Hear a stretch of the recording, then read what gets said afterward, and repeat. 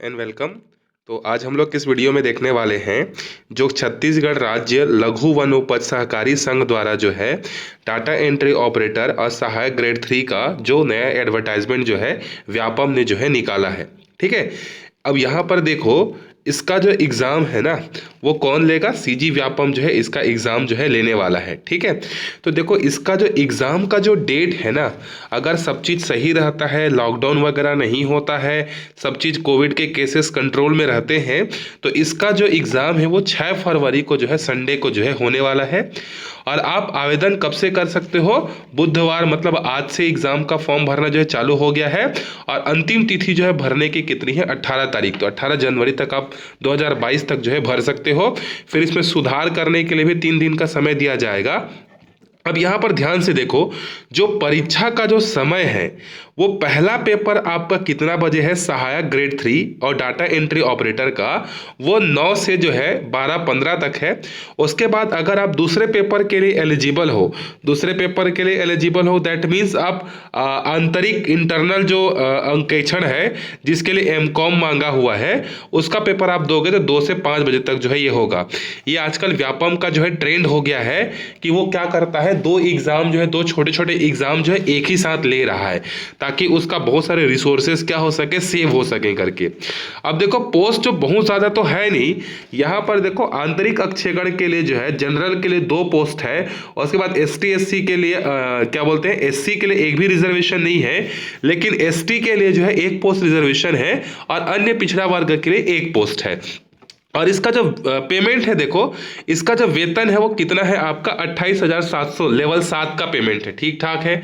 Data entry operator का जो है, देखो यहाँ पर जो है जनरल के लिए कोई भी रिजर्वेशन नहीं है, यहाँ पर सिर्फ और सिर्फ जो है 2 रिजर्वेशन है, एसटी के लिए रिजर्वेशन है। और उसके बाद सहायक ग्रेड 3 के लिए जो है आपको यहाँ पर 8 पोस्ट जो है जनरल के लिए है, 3 पोस्ट जो है एससी के लिए है, 8 पोस्ट जो है क्या है, एसटी के लिए है। और उसके बाद जो है फीमेल्स के लिए भी यहाँ पर जो है 2 पोस्ट जो है रिजर्व है यहाँ पे। ठीक है, अब टोटल 19 पद है और कुल मिलाकर 25 पदों का एग्जाम जो है होगा। अब देखो आप फॉर्म भरने के लिए एलिजिबल हो कि नहीं।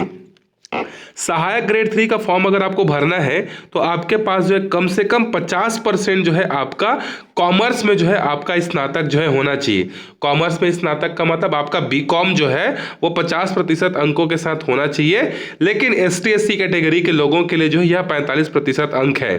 तो अगर आपके पास ये डेटा है, अगर आपके पास ये आपके पास सर्टिफिकेट है बीकॉम का, और 40%, ये 45% और 50% ज़्यादा है, तो आप ये फॉर्म भर सकते हो।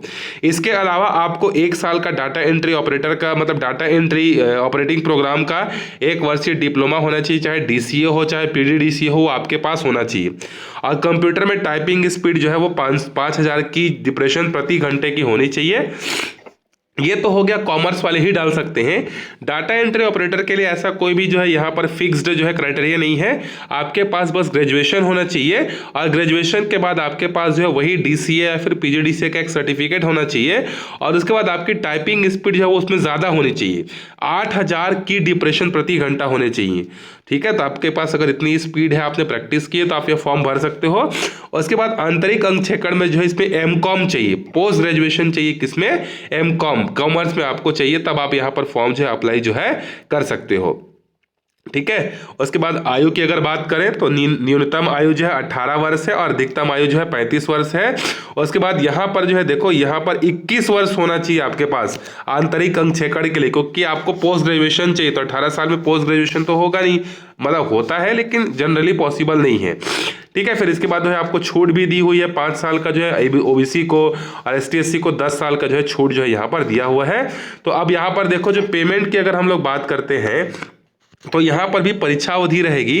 पहले साल जो है आपको पूरे पेमेंट का 70% मिलेगा, फिर 80% मिलेगा, फिर 90% जो है मिलेगा। ठीक है, उसके बाद जो है देखो, यहाँ पर आपको और भी इंपॉर्टेंट चीज़ दिया गया है कि यहाँ पर जो है पदों की संख्या जो है कम ज़्यादा हो सकती है। एग्ज़ाम डेट भी कोई फिक्स्ड नहीं है, अगर सब चीज़ रहा तो ही आप क्या कर सकते हो, एग्ज़ाम जो है ले सकते हो, अदरवाइज जो है एग्ज़ाम पोस्टपोन भी आगे हो सकता है।